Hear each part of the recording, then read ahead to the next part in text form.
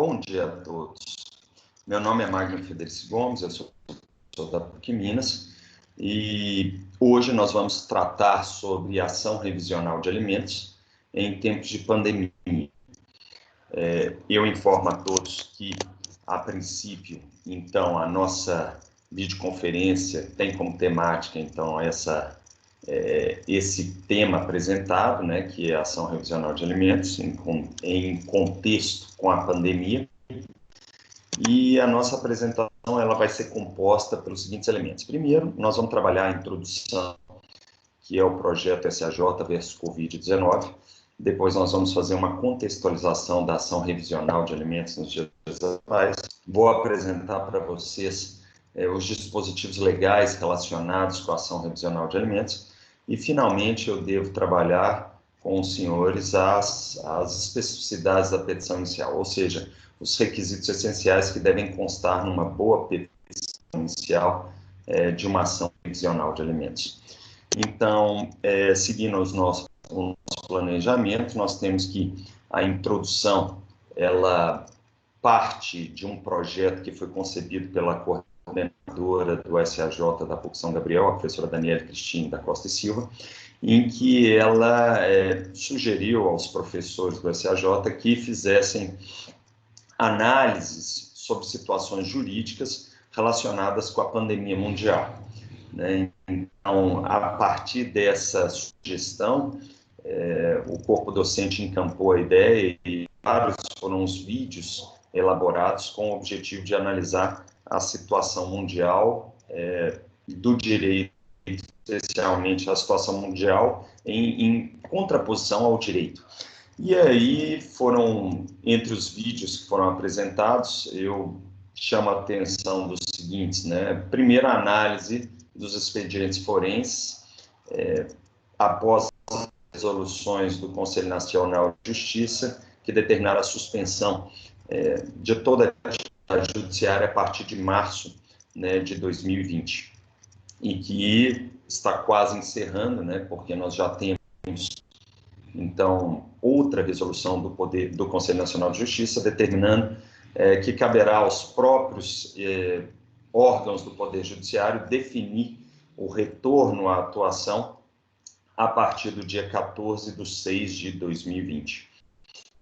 Além disso, chama atenção sobre a videoconferência que permitiu que nos juizados especiais, a partir da Lei 9.099, as audiências de conciliação poderão ser realizadas por videoconferência, então relativizando aquela regra de presença tanto do autor quanto do réu, né, em audiência de conciliação, porque nós sabemos que normalmente a Lei 9.099, se não tem a presença, né, a pessoa do autor, ele está sujeito a tomar-se. Se não há a pessoa do réu em audiência de conciliação, ele se sujeita à revelia, inclusive com a possibilidade de condenação em custas para ambas as partes. E, além disso, chamo também a atenção sobre outros vídeos que foram elaborados. Nós temos o vídeo do professor Juliano, que foi um tutorial sobre cálculos de processos de execução, ações de cobrança, ações de consignação e pagamento. Então, é um vídeo bastante interessante que poderá ser utilizado por todos vocês em diversas ações, seja de processo de execução, seja de processo de conhecimento. E nós temos também o tutorial do professor Fabrício relacionado com o preenchimento de processos administrativos junto ao CIARE, né, que é um processo administrativo estadual que objetiva o lançamento do imposto de transmissão causa-mortes e doação. Além desses vídeos, nós temos o vídeo do professor Cristiano, que ele faz referência ao deferimento do benefício da justiça gratuita nos dias atuais, que foi, então, socializado por toda a comunidade do SAJ. E nós temos ainda, né, aqueles vídeos específicos relacionados com a pandemia que foram elaborados pelo professor João Marcos.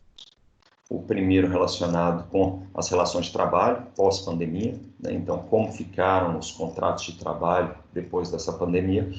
E ainda temos o vídeo sobre o direito de visitas e a guarda, né, em que ele apresenta a partir daquelas relações jurídicas familiares, as dificuldades de exercício do direito de visita, né, em função do isolamento social. E, necessariamente, né, às vezes, as restrições a esse direito de visitas por questões para evitar o contágio na pandemia, e essas restrições, inclusive, mediante videoconferência. Então, é algo que, de fato, assusta o aplicador do direito quando nós falamos de direito em tempos de pandemia. E passando para o próximo passo, nós temos que, obviamente, falar de uma contextualização da ação revisional de alimentos. E a ação revisional de alimentos, obviamente, ela decorre primeiramente de uma estipulação por sentença prévia em processo de conhecimento de uma condenação em alimentos definitivos, ou mesmo em alimentos provisórios.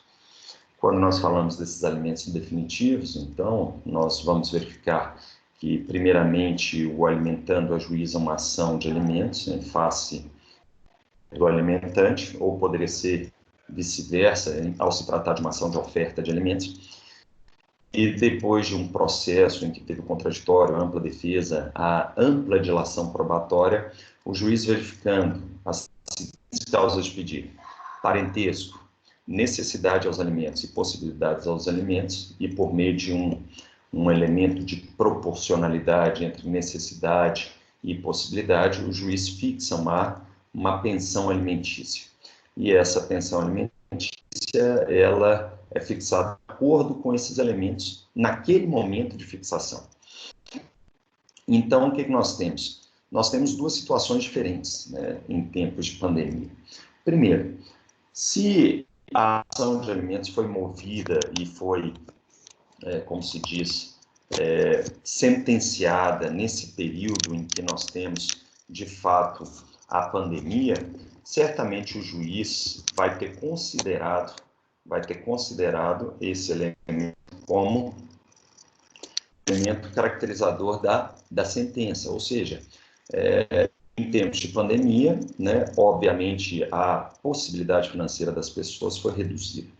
E essa possibilidade tendo sido reduzida, ela envolve necessariamente o quê? Uma pensão proporcionalmente menor daquela que teria sido fixada e arbitrada em tempos pré-pandemia. Então, nesse caso, né, a gente verifica que a pensão foi fixada num valor em que o alimentante tem condição de pagar, mas que pós-pandemia e quando retornar ao pleno desenvolvimento das atividades laborais, nós teremos condição de aumentar, ou seja, de majorar o encargo alimentar que foi fixado ou foi arbitrado em tempos de pandemia. Então, para isso serviria a ação revisional de alimentos. Então, quem vai ajuizar essa ação de alimentos, obviamente, vai ser o alimentando, porque ele vai pedir a majoração da capacidade do valor dos alimentos em função também do aumento da capacidade laboral e provavelmente o aumento da renda do alimentante, né, após tempos de pandemia. Agora, a outra situação que nos chama a atenção é caso a obrigação alimentar tenha sido fixada antes da pandemia. Então, se nós estamos falando em tempos anteriores à pandemia, nós temos que, se a pensão, obviamente, ela foi fixada numa época em condições normais, em que o alimentante estava trabalhando, ele estava produzindo e conseguindo suprir as suas necessidades próprias e as necessidades dos seus dependentes, nós temos que, em tempos de pandemia, essa possibilidade financeira certamente se reduziu.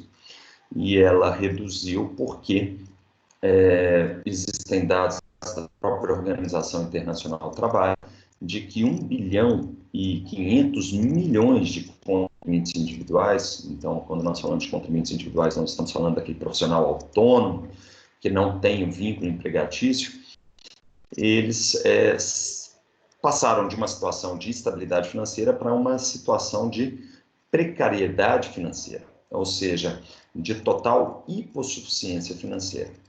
Então, nós sabemos que não foram apenas os contribuintes individuais que foram alcançados e atingidos pela pandemia mundial, porque, como o próprio professor João Marcos já falou, né, nós tivemos alguns casos de suspensão do contrato de trabalho, né, e essa suspensão ela estava definida de acordo com normativas do governo por até 60 dias, né, mas ainda pode haver uma prorrogação, a gente não sabe se vai acontecer.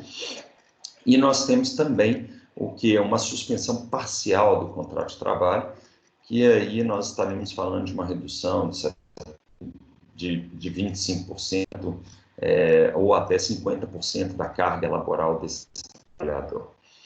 Então, nesses casos, obviamente, esse trabalhador seria um segurado empregado, seria uma pessoa que tem vínculo empregatício. E somente para aqueles que tiveram esse vínculo empregatício é que foi possível fazer essa redução, seja parcial, né, ou mesmo essa suspensão total do contrato de trabalho. Senhores, então, isso mostra uma situação de precariedade financeira que atingiu a sociedade brasileira como um todo, né? Então, não foi apenas um ou outro. Se a gente fizer, eu não tenho dados estatísticos, mas eu acho que nós podemos analisar que somente 10% ou no máximo 15% da população brasileira não foi alcançada financeiramente pela pandemia. E isso, senhores, é considerado como um fato público e notório, porque nós temos o artigo 374 do Código de Processo que fala claramente que os fatos notórios não dependem de prova. Então, todos sabemos, os juízes sabem, todos têm consciência de que, de fato, nós tivemos uma situação que impactou sobremaneira a população brasileira. E então, a partir dessa ideia, é que nós temos que pensar na ação revisional de alimentos. Por quê? Se por acaso a pensão foi fixada em tempos pré-pandemia, e agora a gente pode falar em pré-pandemia e pós-pandemia, pelo menos durante essa geração, nessa geração, se o alimentante não tomar alguma providência, ele pode sofrer sérias sanções decorrentes dessa sua omissão. Então, nós vamos falar aqui que o ajuizamento da ação revisional de alimentos, ela aparece como um ônus processual da parte. Então, se ele antes tinha uma obrigação alimentar de 100% de salário mínimo, ou seja, um salário mínimo por mês de alimentos a favor dos seus filhos, dos seus dependentes, se ele não promover a ação revisional de alimentos, sendo ele um contribuinte individual, né, que não pôde trabalhar durante o isolamento social, nós temos o quê? Que o juiz de direito, né, da vara de família vai poder determinar a intimação para pagamento, né, dentro de um cumprimento de sentença de alimentos, e nesse cumprimento de sentença de alimentos pode ocorrer até a prisão civil desse contribuinte individual, desse profissional autônomo. A gente sabe que esse cumprimento de sentença ele pode tramitar na forma do CPC, a partir dos artigos 528 seguintes. Ele pode ser sob pena de penhora, então ele vai sofrer a penhora se ele tiver bens passíveis de penhora, coisa que nós sabemos que 90% da população brasileira não possui. Se ele tiver um vínculo empregatício forte, ou seja, estável, como servidor público ou numa relação jurídica trabalhista bastante consolidada no tempo, a execução vai poder, mediante penhora de salário, proceder à penhora do salário dele.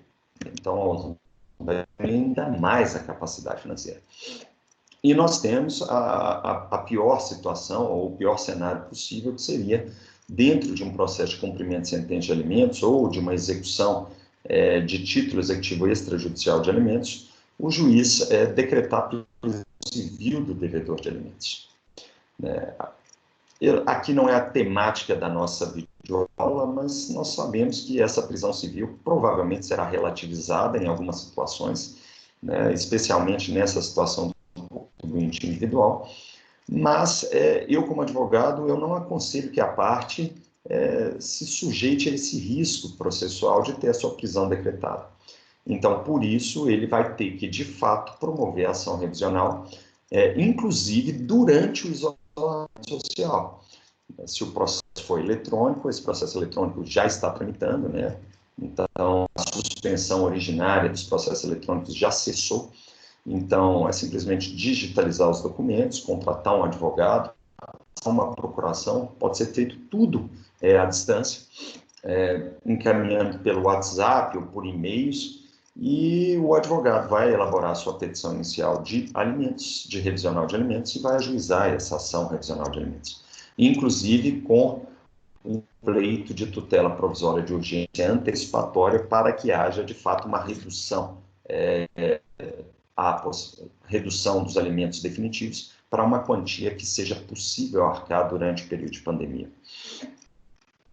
Eu chamo a atenção de vocês que o próprio governo federal reconhece o estado de calamidade econômica, né, e financeira da população, tanto que concedeu benefícios emergenciais a grande parte da população. Quase 50 milhões de pessoas estão recebendo aquele benefício emergencial, que é de R$600 por mês, durante 2 meses. E o Congresso Nacional acabou de prorrogar esse benefício emergencial por mais 2 meses, mas agora no valor de R$300.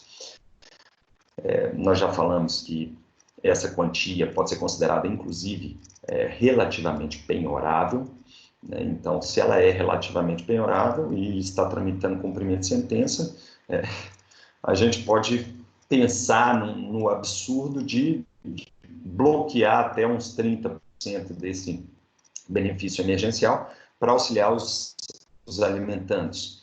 Mas nós sabemos que R$600 e hoje R$300 é uma quantia, né, insuficiente para uma manutenção digna de vida, especialmente em tempos de pandemia, em que o custo dos produtos de consumo chegaram a aumentar em alguns setores, em alguns elementos da economia, né? Então, dito isso, nós temos essa situação extremamente complicada, né? E isso é, sim, motivo para a procedência dos pedidos de uma ação revisional de alimentos.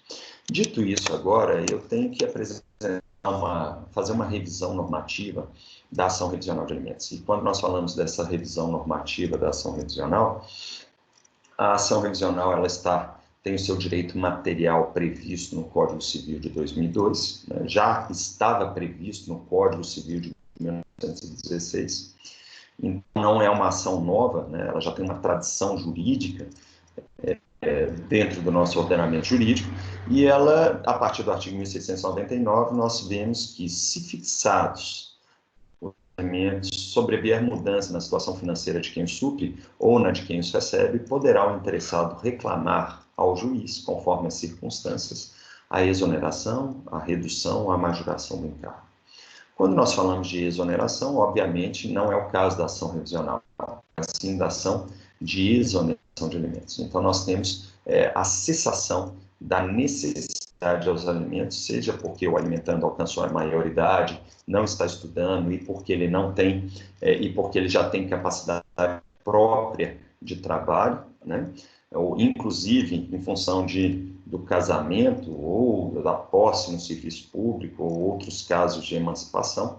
Mas quando nós falamos de redução, nós estamos falando da ação revisional de alimentos, ajuizada pelo alimentante com o objetivo de reduzir a verba alimentícia.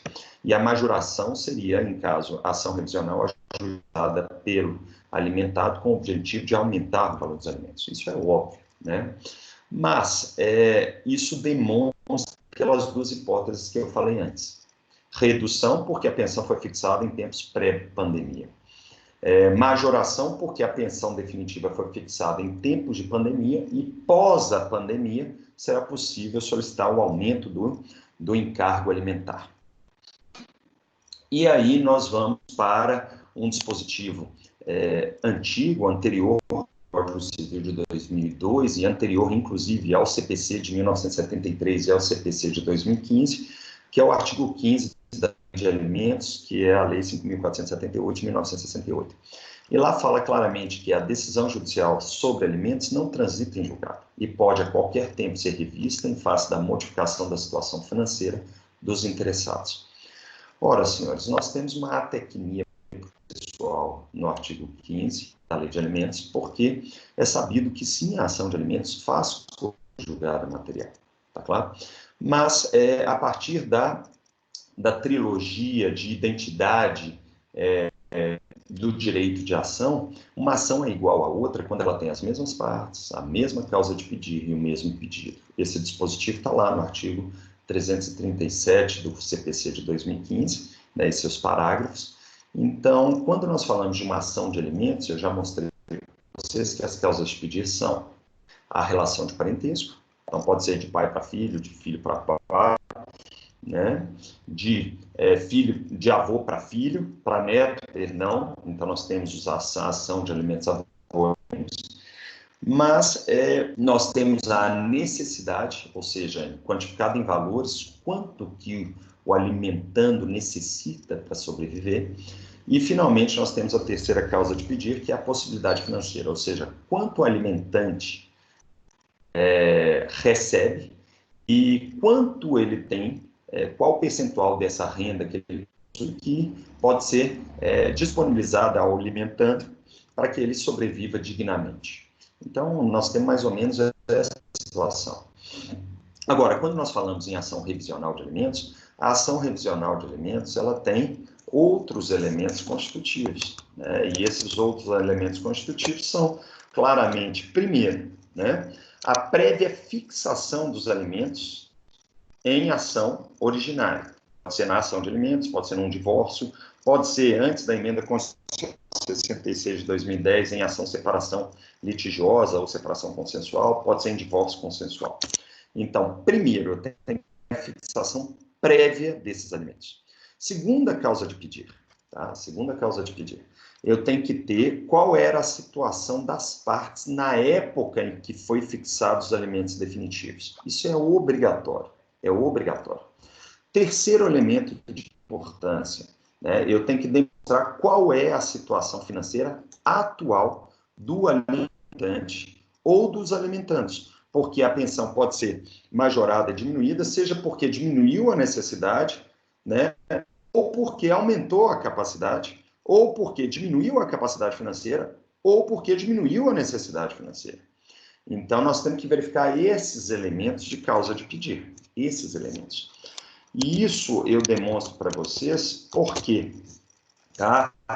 O Código de Processo Civil atual demonstra que nenhum juiz decidirá novamente as questões já decididas relativas à mesma lide, salvo se, em se tratando de relação jurídica de trato continuado, sobreveio modificação de fato ou de direito, caso em que poderá a parte pedir a revisão do que foi estatuído na sentença. Tá? Então, quando a gente fala do artigo 515 do CPC de 2015, que é a Lei 13.105, nós verificamos a relação jurídica continuativa. E a maioria das ações que tramitam em vara de família são ações de relação jurídica continuativa, especialmente a ação revisional de alimentos, que é a ação que nós estamos tratando aqui hoje. Então, vocês têm que pensar aquilo que eu falei para vocês, eu vou repetir, de tão importante que é. Primeiro, eu tenho que verificar na data da fixação dos alimentos, seja definitivos ou provisórios, qual era a situação fática das partes, seja de necessidade e de possibilidade. E aí eu tenho que provar nos dias atuais qual é a situação fática das partes. Então eu tenho que provar a modificação da necessidade ou da possibilidade. Então, se eu conseguir provar essas causas de pedir, que nós chamaríamos de causas de pedir remotas, dentro da petição inicial, necessariamente eu vou ter a procedência do pedido para alterar o valor dos alimentos provisórios ou para alterar o valor dos alimentos definitivos, senhores. Eu chamo a atenção ainda de vocês, dar outros exemplos de relação jurídica continuativa, que aguarda uma situação jurídica continuativa, é uma relação jurídica de trato continuado. Porque se houver modificação na situação fática das partes e o guardião legal não for mais a pessoa adequada para criar e educar o incapaz, então nós temos que alterar a guarda. O direito de visita. Se o direito de visita está sendo exercido de uma forma que prejudica os interesses do menor, então nós temos que alterar o direito de visitas para que, de fato, preserve o interesse público, né, os direitos indisponíveis do incapaz que normalmente são discutidos em ações de família. E por isso também, e por outros motivos, né, que esses processos de vara de família tramitam mediante segredo de justiça. Então, antes de ir para frente, né, e aí voltando um pouquinho, a Lei de Alimentos prevê procedimento especial de legislação extravagante para ação revisional de alimentos, lá no artigo 13. E o procedimento da ação revisional de alimentos é o mesmo da ação de alimentos, né, porque seria da seguinte forma: petição inicial apresentada ao juiz, né, o juiz não determinando a emenda inicial, não indeferindo a inicial e não fazendo julgamento liminar de improcedência.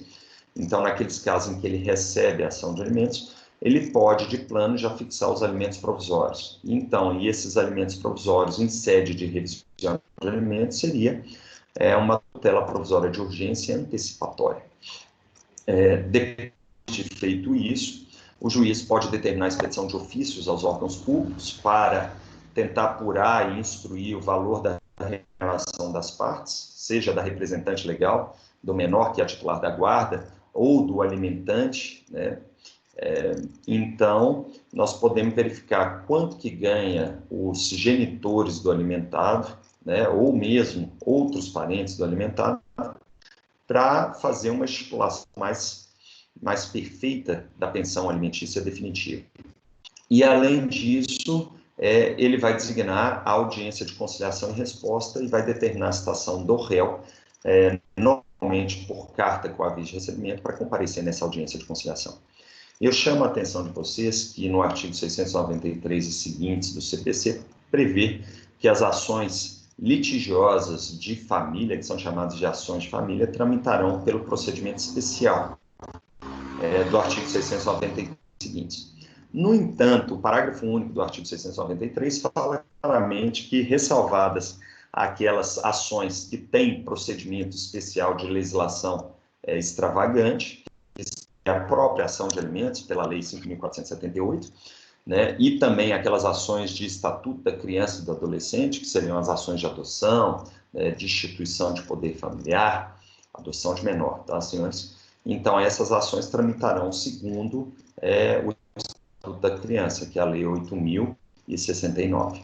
Então, as ações de família tramitam para todos os procedimentos litigiosos de vara de família, com exceção da ação de alimentos, da ação revisional de alimentos, né?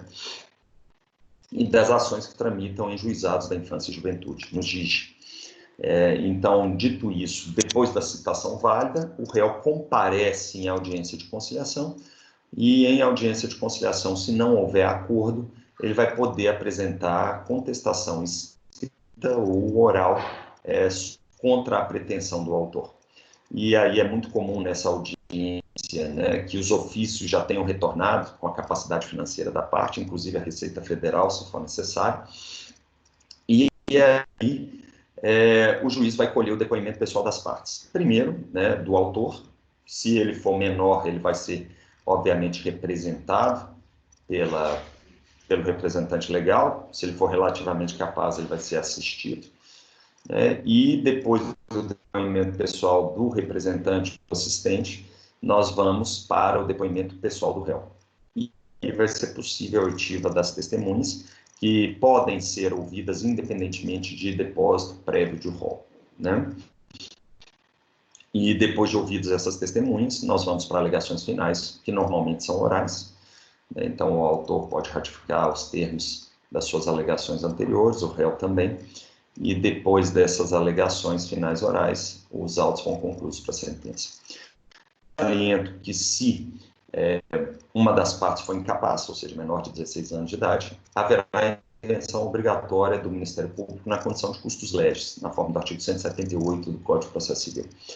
E o Ministério Público vai sempre ter aquelas prerrogativas processuais de falar depois das partes, ter a intimação pessoal dos atos processuais, né? Então, ele vai se manifestar antes do recebimento da inicial, em parecer interlocutório. Depois das alegações finais da parte, ele vai apresentar o parecer final. e aí o juiz normalmente profere essa sentença. Saliento também que durante o período de isolamento, essas audiências, elas estão suspensas, né? Então, se elas estão suspensas, é comum que o juiz acolha ou receba a petição de revisional de alimentos e já determine o procedimento comum do CPC de 2015, por não ter condição de realizar essas audiências. Então, ele aprecia a decisão, profere a decisão interlocutória de tutela provisória, de urgência antecipatória, e depois determina a citação do réu para contestar a ação no prazo de 15 dias, sem audiência de conciliação, pelo período de isolamento. Isso é uma flexibilidade compreensível em tempos de pandemia. Dito isso, senhores, e apresentadas as disposições normativas relacionadas com a ação de alimentos e a ação revisional de alimentos, agora nós vamos, né, para um roteiro aconselhado para futuras ações ou futuras petições iniciais de ação revisional de alimentos. Então, o que nós temos? Primeiro, endereçamento. O de domicílio do alimentando é o competente para conhecer da ação revisional de alimentos. Está claro, senhores? A regra geral é que, caso ele esteja morando onde foram fixados os alimentos definitivos, então a ação vai ser distribuída por dependência à mesma vara.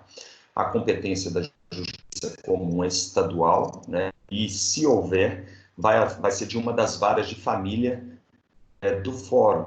Se não tiver vara de família, pode ser vara de família e sucessões. Se não tiver vara de família e sucessões, aí nós vamos pensar em cível. E se não tiver vara cível, aí vai ser da vara única, né, daquela comarca de primeira entrância. Né? Então, vocês têm que fazer a distribuição por dependência aquele processo. Então, logo embaixo do endereçamento, excelentíssimo senhor juiz de direito, da vara, ou o número da vara de família da cidade de tal, 3 pontinhos, né? Vocês indicam, distribuir por dependência aos autos do processo número tal. Pode ser esses autos, uma ação de alimentos, uma ação de divórcio e assim por diante. O preâmbulo dessa petição inicial, que seria o inciso 2 do artigo 319, ele é composto pelo nome, qualificação e e-mails das partes. Né? Então, vamos lá. Se é o alimentante que está ajuizando, é o nome dele com 6 elementos de qualificação: nacionalidade, estado civil, profissão, RG, CPF, endereço completo com CEP e e-mail. E aí vocês têm que indicar o endereço de intimações também dos advogados, do advogado do autor. E aí, na figura do polo passivo, vocês vão ter que colocar, né, o alimentado, que vai ser, se ele for incapaz, representado pelo outro genitor, né, e se ele for relativamente capaz, ele vai ser assistido pelo outro genitor. E aí vocês têm que indicar esses 6 elementos de qualificação também para o alimentado e para o representante assistente. Então, nacionalidade, estado civil, profissão, RG, CPF, endereço completo, CEP e e-mail de todos. Tudo bem, senhores? E o nome em iuris da ação, obviamente, seria a ação revisional de alimentos com requerimento de tutela provisória de urgência antecipatória, tá? E aqui eu estou aconselhando não formular um mero requerimento de tutela provisória de urgência antecipatória e antecedente, mas eu estou já aconselhando que se faça a petição inicial com o requerimento incidente de tutela provisória de urgência, tá? Além disso, as causas de pedir são aquelas que eu mencionei para vocês, né? Então, primeiro, vocês têm que falar sobre a previsão em título executivo judicial do valor dos alimentos e, obviamente, você tem que juntar na petição inicial a cópia da sentença que fixou os alimentos originários. Tem que juntar, é obrigatório, isso é documento mais que obrigatório da petição inicial, sob pena de emenda da petição inicial de alimentos.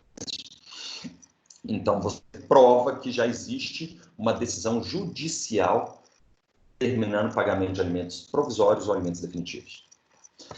Se for alimentos provisórios, além da decisão interlocutória que fixou os alimentos provisórios, vocês têm que juntar o comprovante de citação, porque a citação é elemento básico para o início da exigibilidade da obrigação alimentar. E depois disso, vocês têm que juntar, naquele período, naquela época em que foi fixada a pensão, eu era profissional autônomo, vamos dar um exemplo, eu era empresário autônomo, tinha uma renda mensal de R$5.000, exemplo básico, tá certo, senhores? E aí você tem que provar essa renda. Como é que você prova isso? Vai juntar as declarações de imposto de renda da época da fixação da pensão alimentícia, que você objetiva revisar. Além disso, você pode juntar declarações de contador, que prova quanto ele recebia naquela época, e vai poder ainda juntar, senhores, o que nós chamamos de extrato de PNIS, ou as contribuições sociais que eram retidas naquele período pelo contribuinte individual, pelo empresário. Tá claro, senhores? E depois que você apresenta, então, a prévia fixação dos alimentos, segundo, a possibilidade financeira na época da fixação dos alimentos, aí você vai para o terceiro elemento importante, e esse terceiro elemento importante vai ser qual é a situação financeira atual. Você pode falar, a necessidade do alimentado diminuiu, e aí você tem que provar por documentos. Isso é uma prova muito difícil de fazer. Mas você provar que você, em tempos de pandemia, você está recebendo benefício emergencial do governo é muito tranquilo. É só você entrar no site do governo, né, o gov.br, né, e olhar lá e imprimir do site o deferimento do benefício emergencial. E aí você vai também no extrato de CNIS e prova que desde que começou a pandemia você deixou de recolher contribuições sociais para o INSS, porque você está numa situação de precariedade financeira. Tá claro, minha gente? Então é isso. Essa prova, ela é obrigatória, porque o fato constitutivo do direito do autor deve ser provado por ele. E se ele não produzir essa prova, automaticamente ele vai ter a improcedência do pedido. Eu chamo a atenção de vocês que as ações revisionais de alimentos, se a gente falar sinceramente, quando mal instruídas, e aí eu vou falar que normalmente elas são mal instruídas, né, nós temos que 80% dessas ações têm seus pedidos julgados improcedentes. Então, se um advogado falar, não, depois a gente ajuiza a regional para aumentar, não é tão verdade esse fato, né, porque normalmente a gente perde a ação revisional de alimentos. E por que a gente perde? Porque a gente não consegue produzir essa prova, né, da situação financeira na data da fixação dos alimentos e da situação financeira no momento do julgamento ou do trâmite da ação revisional de alimentos. Depois desse terceiro elemento, que são as causas fáticas e jurídicas, né, vocês têm que mostrar, obviamente, que não houve acordo, né, e aí eu chamo a atenção de vocês que em tempos de pandemia, né, a autocomposição deve ser incentivada, e depois eu falo disso. Eu falo que depois desse elemento nós temos que apresentar as causas de pedido da tutela provisória de urgência antecipatória. Elas estão previstas no artigo 300 do Código de Processo Civil, então o autor vai ter que demonstrar a probabilidade do direito material, e essa probabilidade envolve aqueles dispositivos que eu já citei para vocês, o artigo 1659 do Código Civil, mais o artigo 505, inciso 1 do CPC. Né? Então, ou seja, se eu tenho a prova documental de quanto eu recebia na data da fixação dos alimentos e a prova documental de quanto eu estou recebendo hoje em dia, tá? Ficou fácil do juiz decidir em matéria de probabilidade do direito material. E a gente tem também o que? A possibilidade de risco ao direito material. E qual é o risco do direito material? O risco de prisão civil, né? O risco de prisão civil, o risco de penhora executiva, o risco de desconto de uma porcentagem do benefício emergencial do governo, caso não haja alteração imediata da pensão alimentícia definitiva. E nós temos mais, nós temos ainda o último requisito da tutela provisória antecipatória, né? E é a reversibilidade da medida. E argumentativamente você pode alegar que, se não houver alteração imediata da pensão, o risco é maior do alimentante, mas que caso o alimentante venha a perder na sentença, né, a tutela provisória ela é revogável e ela tem tempo de duração certo. Então, o juiz pode revogar a decisão de tutela provisória, restabelecer o valor originário dos alimentos, né, definitivos ou provisórios, e determinar o quê? O processamento de cumprimento de sentença, seja sob pena de prisão, para os últimos 3 meses, de acordo com a súmula 309 do STJ, né, e entendimentos do Supremo, ou simplesmente sob pena de penhora e desconto em folha, né, caso ele esteja trabalhando. Finalmente, aí nós vamos para as partes mais importantes da petição inicial, em que você tem que apresentar os pedidos e suas especificações. Então, você tem que apresentar o pedido imediato, que é faça o exposto, pede, sejam julgados procedentes os pedidos, né, E aí você vai apresentar o pedido imediato, que é para reduzir o valor da pensão de um salário mínimo para 10% do salário mínimo mensal, né?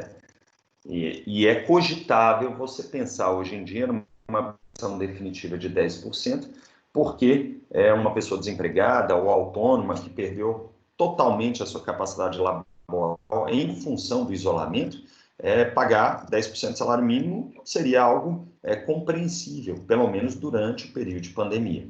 Agora, após o período de pandemia, nós teríamos que revisar a maior essa pensão. Então, pensando naquelas primeira hipótese que eu dei na videoconferência de hoje, né, a pensão fixada durante a pandemia, você vai fazer o exposto, pede a procedência dos pedidos para majorar o valor da pensão alimentícia definitiva de 10% do salário mínimo para 100% do salário mínimo. Né? Eu falo para vocês que antes da pandemia, quando uma pessoa estava desempregada, sem vínculo formal, a jurisprudência era reiterada no sentido de que uma pensão de 30% do salário mínimo era justa para essa condição. Agora, uma pessoa desempregada, sem vínculo formal, em período de isolamento social, sem poder sair de casa, 10% do salário mínimo, eu acho que é coerente em função, especialmente se ela estiver recebendo benefício emergencial do governo. Está claro, senhores? E aí tem que apresentar aí o último pedido, que seria o pedido implícito, né, o pedido de condenação do réu nas custas processuais e honorários advocatícios de sucumbência. A partir desses pedidos, nós vamos para os requerimentos essenciais. O primeiro requerimento essencial é o requerimento liminar de tutela provisória de urgência antecipatória, né, a tutela antecipada, com o objetivo de reduzir ou majorar aquela pensão anterior em caráter início litis, ou seja, inaudita altera parte, antes da audiência de conciliação e resposta e antes mesmo da citação. A doutrina já fala que, para preservar direitos fundamentais, a liminar é constitucional. E esse é o posicionamento do Supremo Tribunal Federal. Então, direito de liberdade é um direito fundamental. O direito de viver dignamente é um direito fundamental. E aí, esse requerimento de tutela provisória de urgência antecipatória é essencial na petição. Segundo, nós teríamos o requerimento de citação para comparecer naquela audiência de conciliação e resposta, e se não houver acordo, apresentar contestação e produzir a prova na própria audiência. Esse seria o requerimento de citação. Ele não está previsto no artigo 319, mas é importante que a gente já indique o procedimento e a modalidade de citação escolhida.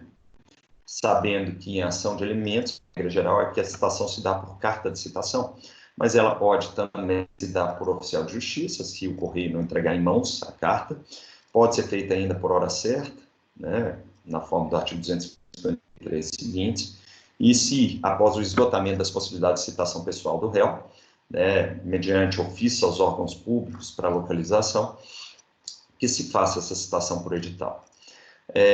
Depois desse requerimento, nós temos o requerimento de prova, e obviamente você vai requerer as provas que serão produzidas e vai explicitar já quais são essas provas. É obrigatória a prova documental, que nem eu falei para vocês, capacidade financeira na data da fixação do acordo ou sentença que arbitrou os alimentos originários, e capacidade financeira atual. E o alimentante é a melhor pessoa, é a pessoa que tem melhores condições para juntar essa prova documental.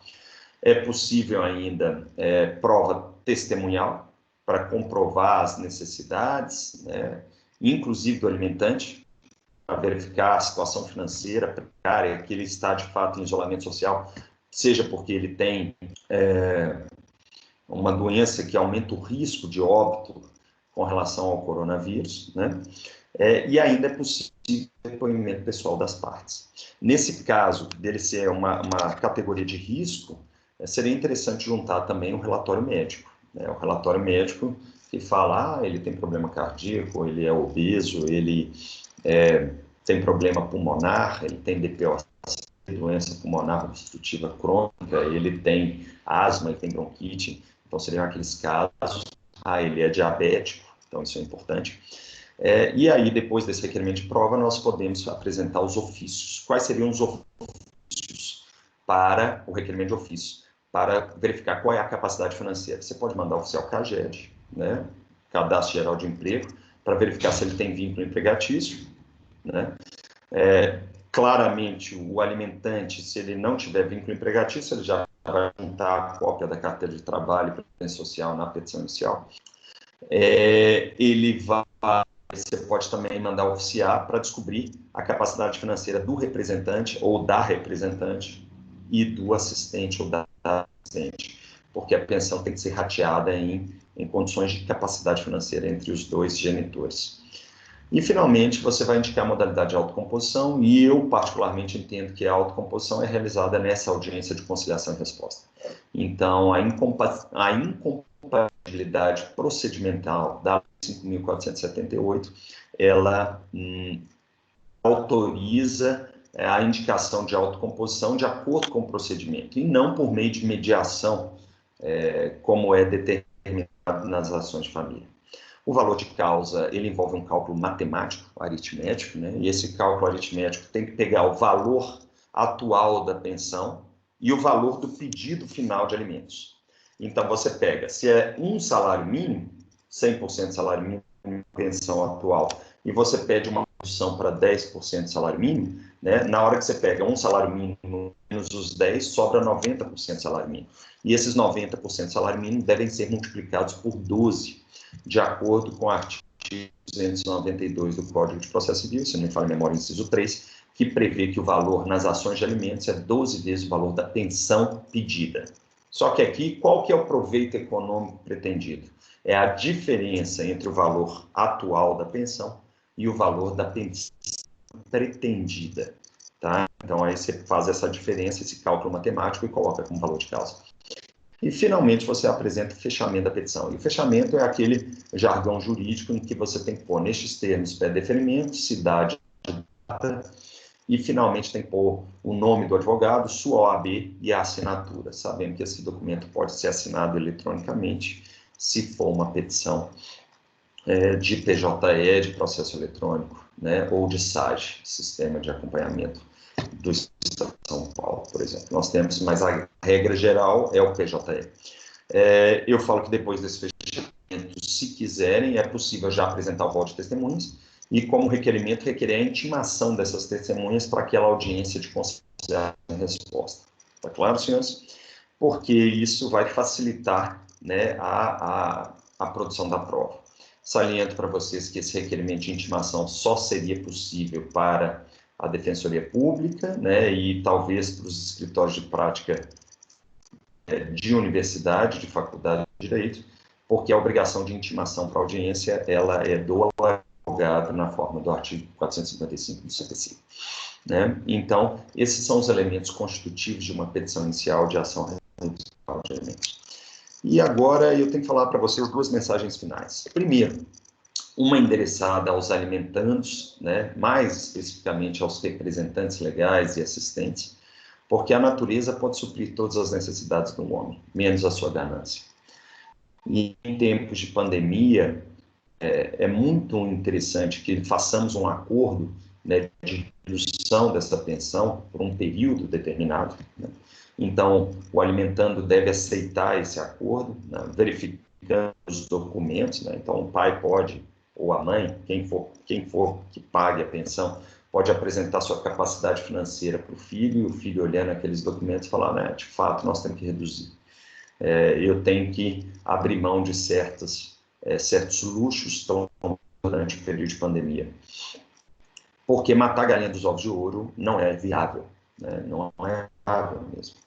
Então, quando nós falamos disso, seria importante fazer um acordo provisório dessa pensão, pelo menos durante o período de pandemia, em função da redução da capacidade financeira, e pós-período de pandemia, esse valor pode ser estabelecido. Então, você pode pensar, durante o isolamento social, a pensão é de 10%. Nos 6 meses após o isolamento social, a pensão vai ser de 30% do salário mínimo. E depois desse período total, né, a pensão volta a ser de um salário mínimo. Isso seria um acordo válido, tanto para o alimentante quanto para o alimentado, né, e evitaria futuras demandas. e eu utilizo essa mensagem de ganho para ajudar, ou pelo menos para pensar nessa situação. E, finalmente, eu falo agora como pessoa, integrante dessa sociedade, dessa humanidade, que a esperança não murcha, ela não cansa. Também como ela não sucumbe à crença. Vão-se sonhos nas asas da descrença, voltam sonhos nas asas da esperança. E eu espero, de fato, que a humanidade supere esse período de pandemia, volte ao seu momento ápice, né, como sociedade, e que um dia todos nós vivamos normalmente, com contato social, com contato entre pessoas, com todos os elementos que nós tínhamos, com shows de música, com vários elementos importantes para a nossa sociedade, mas que no momento é importante que estejamos todos reclusos e nos protegendo. Então, senhores, eu acredito que nós teremos um futuro melhor. Tá joia, senhores? E eu agradeço a todos a presença, a atenção, e eu me despeço falando para vocês. Se cuidem durante o período de isolamento e muita saúde para vocês e seus familiares. Tchau.